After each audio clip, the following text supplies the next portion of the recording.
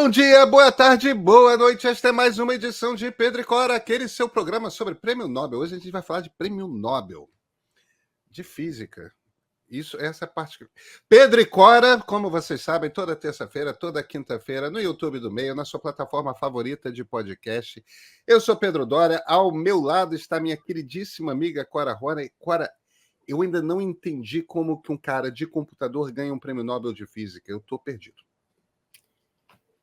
Porque o Prêmio Nobel sabe que a coisa mais importante que aconteceu foi na área dos computadores, né? Pois é, o Prêmio Nobel da Física é para um dos caras que inventou a inteligência artificial. Vem.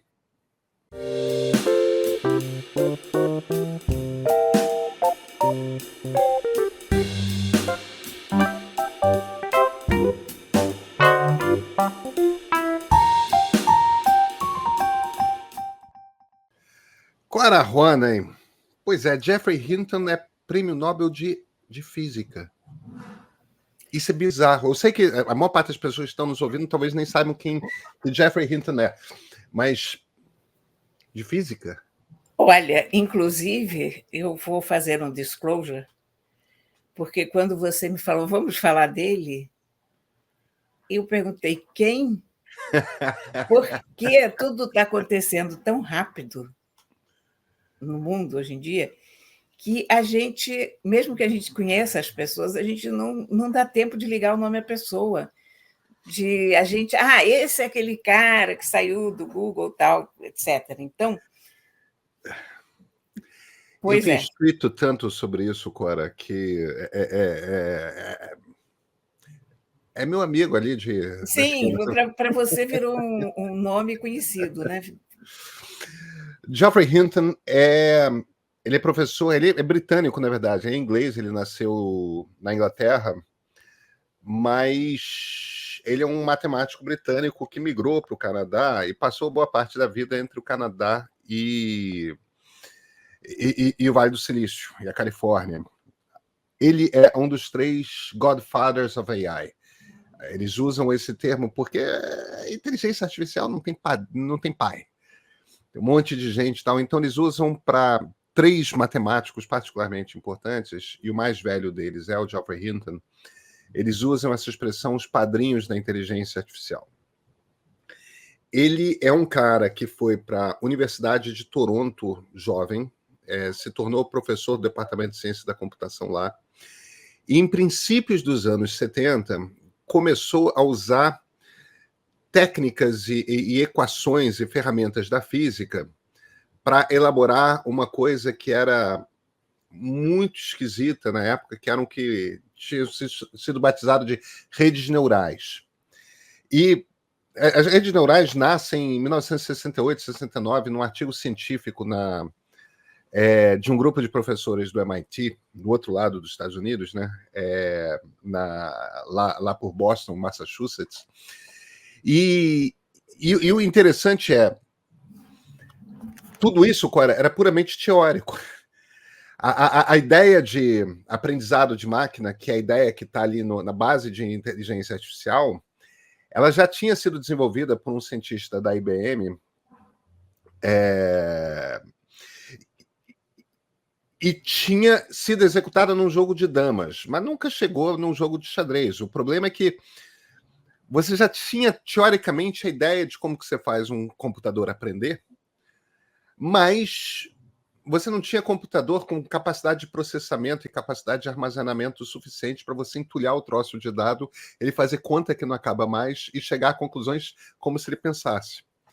Aí, no final dos anos 60, essa turma do MIT pega a ideia de machine learning, de aprendizado de máquina, que existia desde 55, e se a gente empilhasse vários algoritmos de aprendizado de máquina um no outro e ligasse eles como neurônios se ligam no cérebro? Quer dizer, você não conseguia ter computador com poder para rodar um algoritmo. Imagina vários empilhados. Pois é. Um ligado no outro. E era uma ideia teórica muito bizantina, muito esquisita, que ninguém levou a sério, com exceção de Geoffrey Hinton na Universidade de Toronto. E ele começou a bolar outras maneiras de você conectar redes neurais. E quando ele começou a publicar,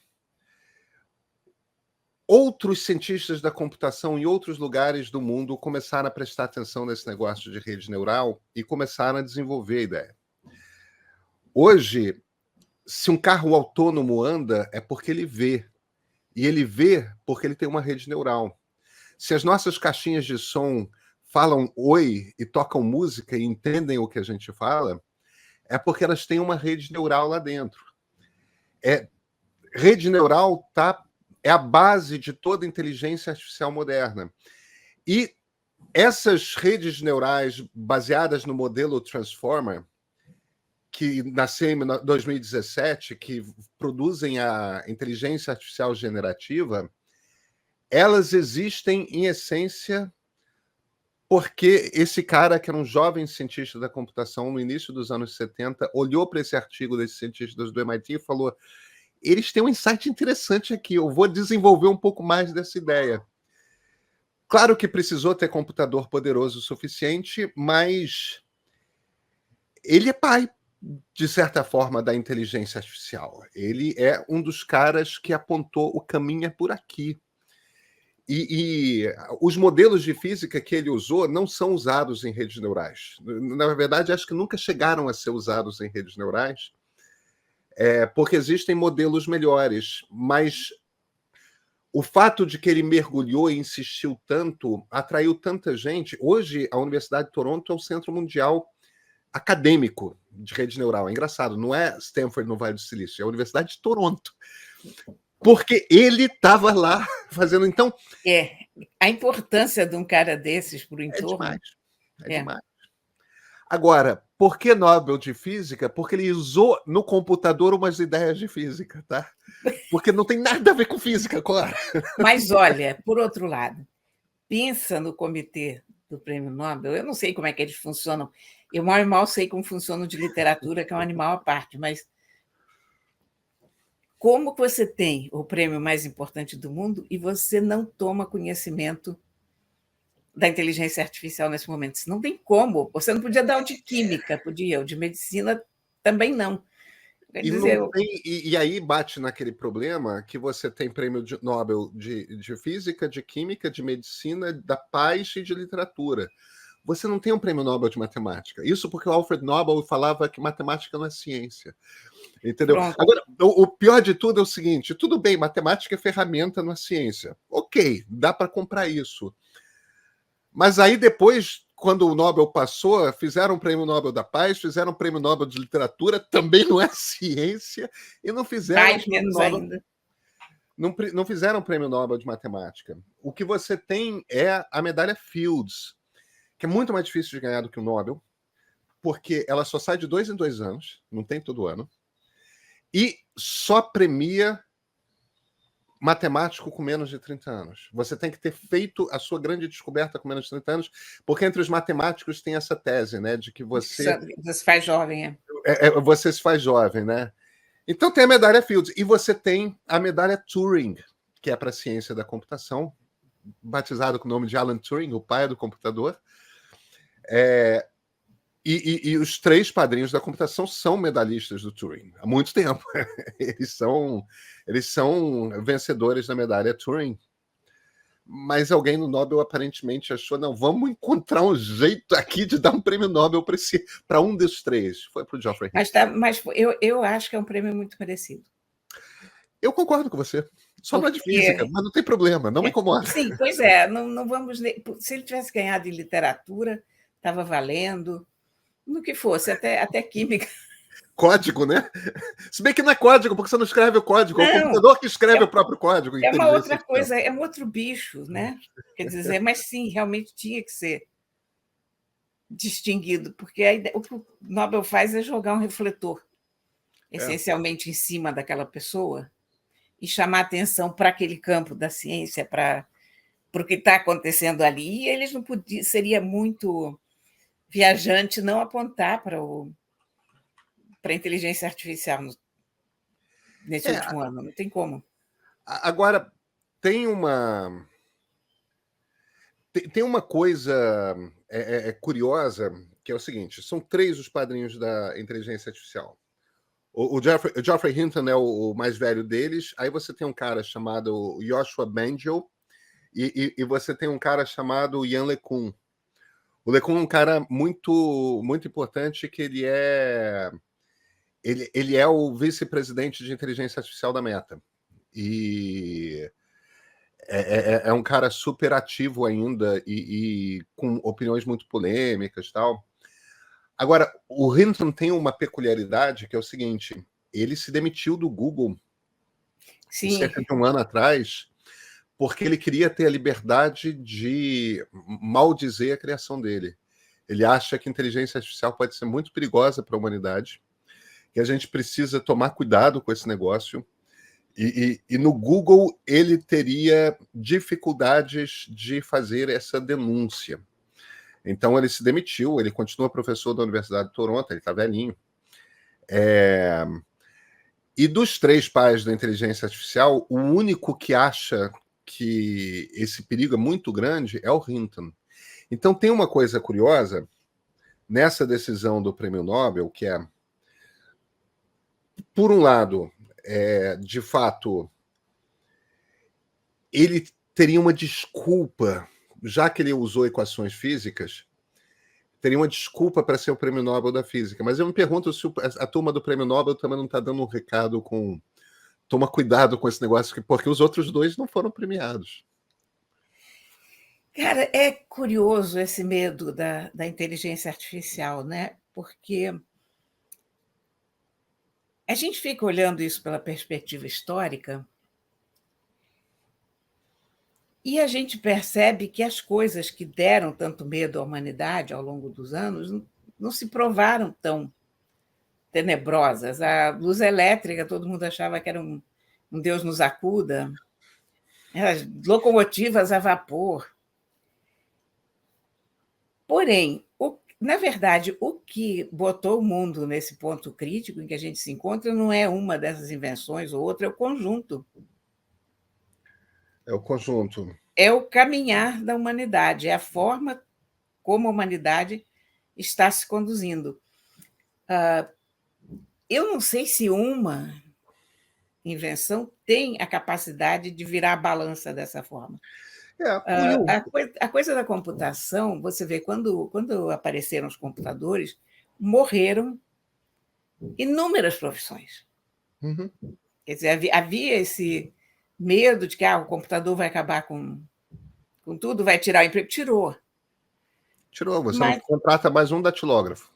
Não, datilógrafo talvez você até contrate, mas... Eu tenho uma tia-avó que era datilógrafa. Você pode contratar alguém que bata um texto para você no computador. Entendeu? Você é uma pessoa excêntrica, escreve à mão e quer que alguém bata no computador, você contrata. Mas não é um datilógrafo. Datilógrafo acho que não tem mais. Não tem mais, cara. Isso é coisa de máquina de escrever. Mas você vê que acabou com a quantidade de empregos, mas apareceram outros empregos que ninguém sonhava. O Yuval Noah Harari, ele faz um argumento, estamos nos devendo... eu preciso terminar o livro do Harari. Nós estamos nos devendo um programa sobre o Nexus, o novo livro do Harari. Mas o Harari faz um argumento, o macro-argumento dele é o seguinte: a humanidade nunca tinha criado nada que podia tomar decisões e executar tarefas sem um humano presente. E isso é, de fato, algo que distingue essa tecnologia de qualquer outra. Por outro lado, vamos analisar a palavra humano. Donald Trump, Pablo Marçal, Jair Bolsonaro, Yahya Sinwar. Tudo bem. Humanos. Quer dizer, a gente tem essa falsa noção de que nós conseguimos dar conta das coisas, de que a nossa inteligência, de alguma maneira, é privilegiada em relação à das outras criaturas da Terra e a das outras máquinas, ou que venha a existir. Eu não estou segura disso. Pelo contrário, eu acho que nós somos um animal deletério. Pronto, hashtag pronto, falei. Não, tudo bem. Eu entendo o argumento. Eu entendo o argumento. O ponto que eu faço tem esse argumento do Harari que eu acho que é um bom argumento. É um bom argumento. Tem uma zona de mistério aí. Temos uma tecnologia que é capaz de tomar decisões e executar tarefas a partir das decisões que toma, sem ter consultado nenhum ser humano. E conforme a gente vá botando mais tarefas no colo virtual dessa tecnologia e ela vai tomando mais decisões, um dia ela está decidindo que eu estou a 1 quilômetro de casa, então ela já vai ligar o ar-condicionado porque sabe que está muito calor. E no dia seguinte ela vai estar decidindo que eu sou parte da fonte de calor na casa e vai me eletrocutar para manter a temperatura média de casa, entendeu? Eu estava pensando exatamente isso, de terminar de falar aquela frase que eu falei, no instante seguinte caiu um raio de sol. Tem um número que eu faço sempre nas minhas palestras, quando eu vou falar quando eu falo de inteligência artificial, tem um número que eu acho divertido e todo mundo sempre ri, que eu mostro uma foto de 2 astronautas dentro da cápsula conversando com o HAL 9000 lá no fundo.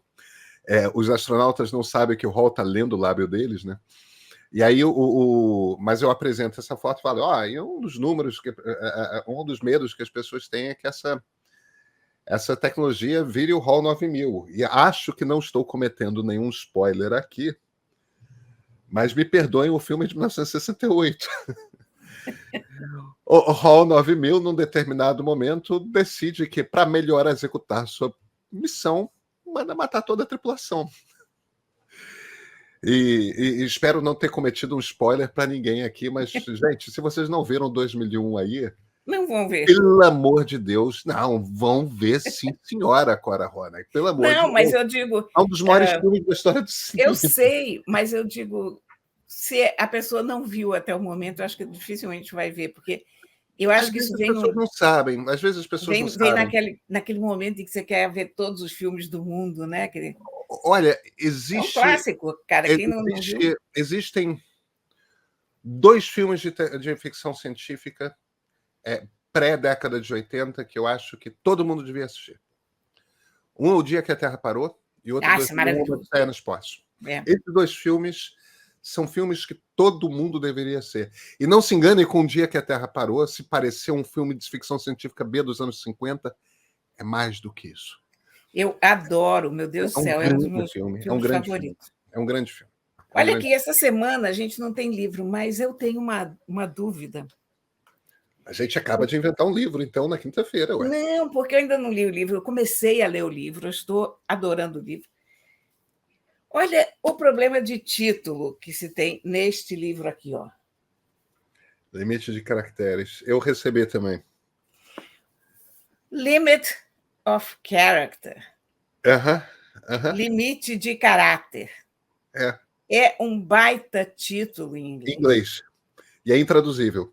Intraduzível, porque é limite de caráter. Só que caráter e caractere em português... O problema é que também há limite de caracteres, né? Sim, quer dizer, em inglês você tem o jogo duplo da palavra, você tem... Isso.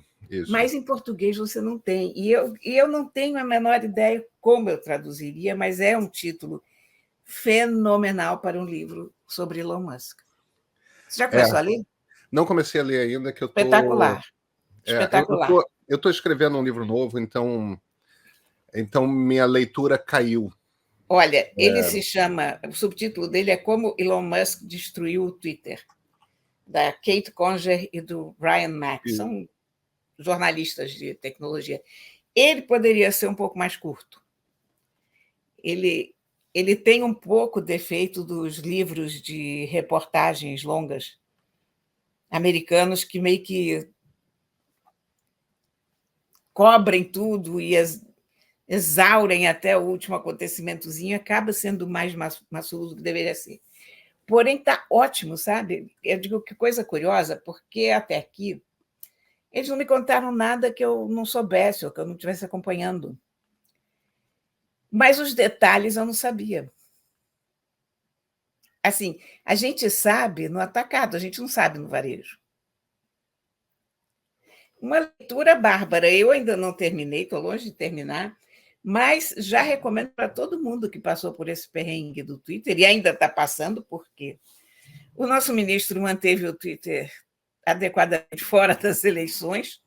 Resta saber se ele vai conseguir inventar desculpas para manter até o segundo turno, né?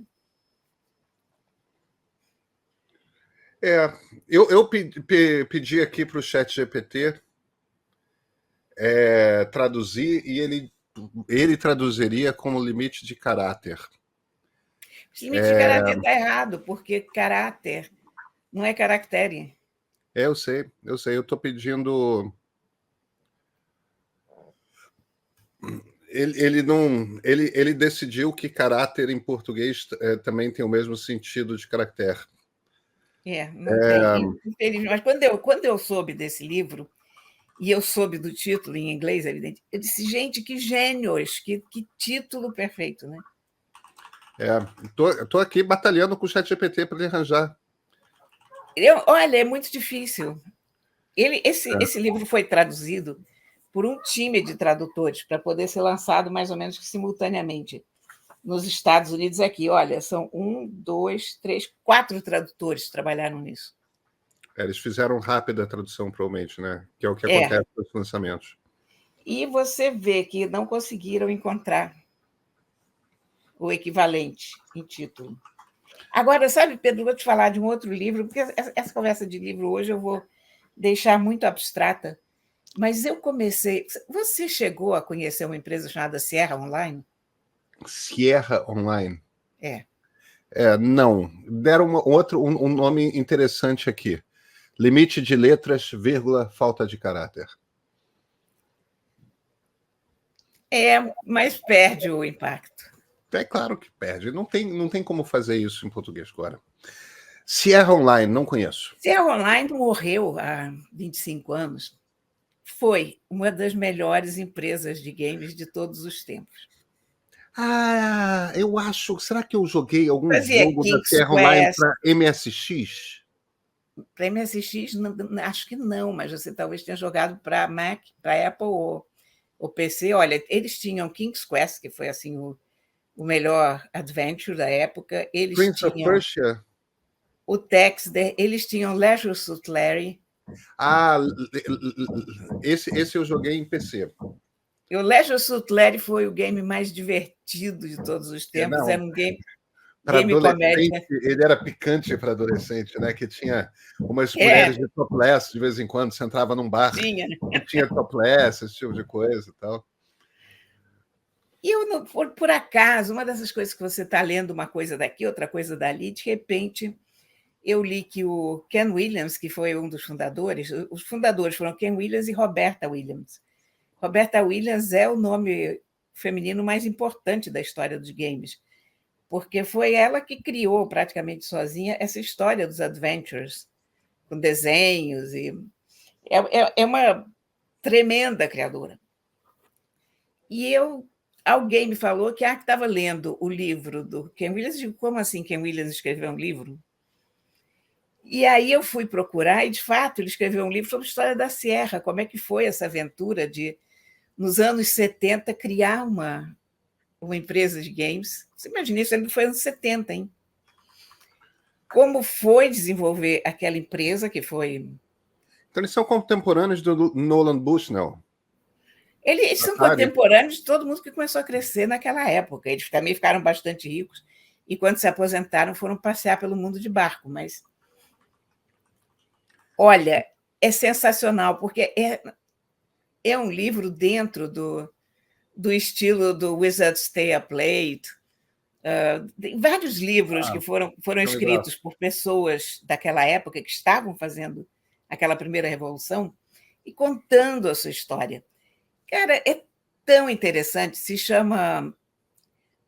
Como é que é? Not all fairy tales have fairy tale endings. Nem todos os contos de fada terminam como contos de fada. Mas é fenomenal para para a gente acompanhar a história de uma empresa que poderia estar viva até hoje, mas eles tomaram umas 2 ou 3 decisões muito erradas.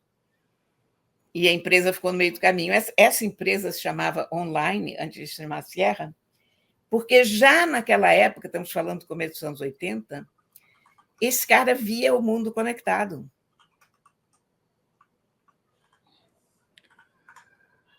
Dois hippies que foram morar lá no meio da Califórnia, no meio do mato, porque achavam Los Angeles muito grande e tal. Então, mas olha, é uma viagem no tempo e é muito, especialmente para quem jogou os games da Sierra, que eu joguei. Que delícia. Not all fairy tales have fairy tale endings.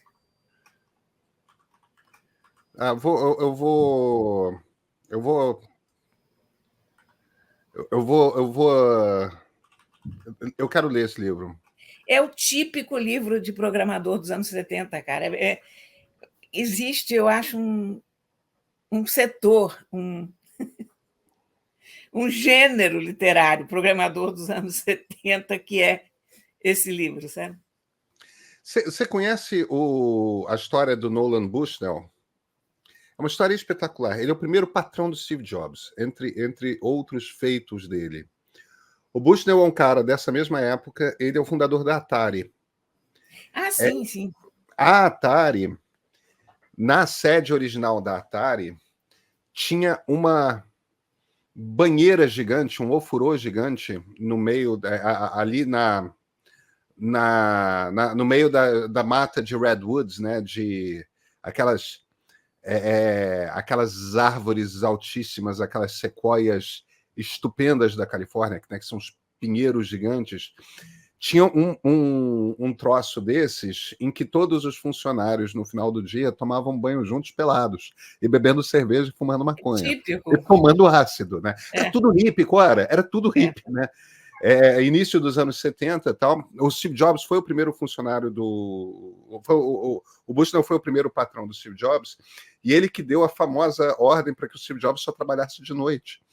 Porque o Jobs, nessa época, com 19 anos de idade, ele tinha entrado numa dieta de só comer frutas. E ele tinha se convencido de que, em só comendo frutas, o corpo dele não produziria nenhum tipo de odor. Então, ele tinha parado de tomar banho. O problema é que o corpo dele não parou de produzir odores. Só que eu lembro dessa história, lembro. Eu não estava ligando. Só que, como era um programador com algum talento, o Bushnell não quis demitir ele. Mas era tudo hippie, né? Então, as excentricidades faziam parte de todo o jogo, tal. Então, o Jobs continuou empregado, mas mandou ele trabalhar só de noite quando não tinha ninguém. E aí, num determinado momento, deu uma tarefa qualquer para o Jobs que o Jobs não conseguiu resolver. E o Jobs apelou para um amigo dele, que era funcionário da HP, que era o Steve Wozniak. E quem resolveu o troço e fez a máquina, o console, porque era fliperama naquela época, né? Aquelas máquinas grandes. Foi o Wozniak que fez o jogo, e o Jobs prometeu que eles iam dividir meio a meio. Só que o Jobs era o cara vendeu por dinheiro, e na verdade tinha vendido por 20 dinheiros, e pagou uma merreca para o Woz, que fez o trabalho quase todo. O Woz ficou magoadíssimo com ele, e ainda assim topou a aventura de fundar uma empresa chamada Apple com ele. Agora, o Bushnell tem uma coisa engraçada, que ele fazia, a Atari inicialmente fazia essas máquinas de bar, né? E ele se convenceu de que ele estava no negócio errado, porque ele alugava as máquinas, mas quem fazia dinheiro era dono de bar. Então, ele vendeu a Atari e montou uma empresa chamada Chuck E. Cheese, que era uma rede de pizzarias com aquelas coisas... Era uma rede de pizzarias esquisitíssima, porque tinha fliperama, e tinha... Sabe aqueles pseudo-robôs que tem na Disney? Aqueles pseudo-robôs que são pessoas e bichos que se movem, que tem umas estruturas hidráulicas que permitem o movimento. Então tinha umas bandas desses robôs movidos à hidráulica nos restaurantes dele, só que eram umas figuras tipo um hipopótamo de sainha, tinha um leão de Elvis Presley. Enfim, foi uma cadeia de restaurantes com alguma importância nos Estados Unidos, de fast food, de pizzaria, chamada Chuck and Cheese. O cara é o cara que, enquanto a revolução do digital estava acontecendo, ele vendeu o negócio dele digital para fazer uma rede de pizzarias. Uma coisa analógica. Mas era uma figura, o Nolan Bushnell, que é até essa mesma... Ele criou a Atari. A Atari foi muito importante. Foi importantíssimo. E o Ken Williams conta, é exatamente essa época. E Ken Williams saiu para ser milionário. Ele ficou milionário também. É um hippie curioso, porque ele é uma figura daquela contracultura, ele é um programador, mas ele é um programador com sonho de se aposentar aos 30 anos, milionário. E fez. Então, ele tem uma determinação para trabalhar que é um pouco diferente do resto daquelas pessoas. Os caras trabalhavam muito, os caras dormiam embaixo da escrivaninha no escritório e tal, mas ele é uma coisa diferente, porque ele foi pulando de empresa em empresa, ele assim que ele se empregava, ele já começava a procurar um outro emprego que pagasse mais. Nesse livro, ele também expõe as teorias de negócio dele. É uma leitura fascinante, viu? Eu vou ler, eu vou gostar muito desse livro, eu tenho que terminar o Harari.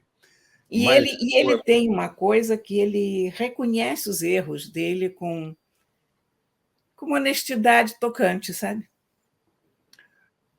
Eu vou ler. Fiquei interessado, gostei.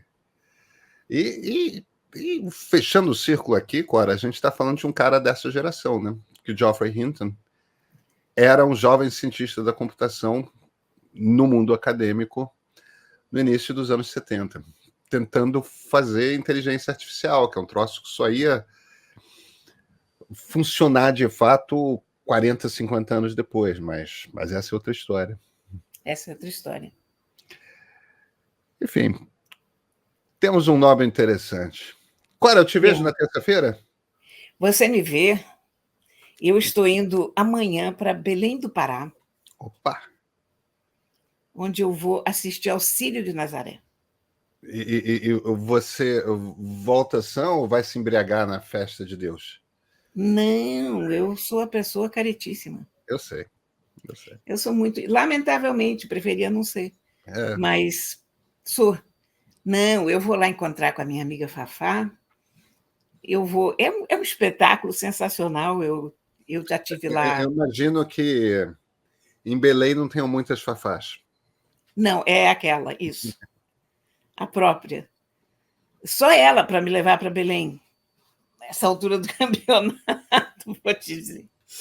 Mas é um espetáculo tão interessante. A última vez que eu vi, é uma quantidade de gente na rua que nem no carnaval, nem no Bloco da Preta você não vê uma coisa igual. Com algumas características. É que as pessoas que obtiveram graças levam meio que uns ex-votos das graças. Então, tem um monte de cara carregando maquetezinha de casa na cabeça, automóvel, coisas assim, que é lindo e pitoresco. E tem macas. As pessoas passam mal, lógico que passam mal.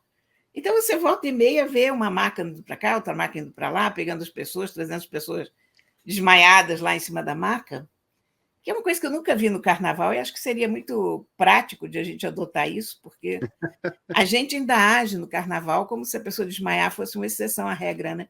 E lá eles meio que aceitaram esse fato. Então, acho que na terça você vai ter muitas histórias para contar. Terei. Maravilha. Então, até terça-feira, Cora. Bye.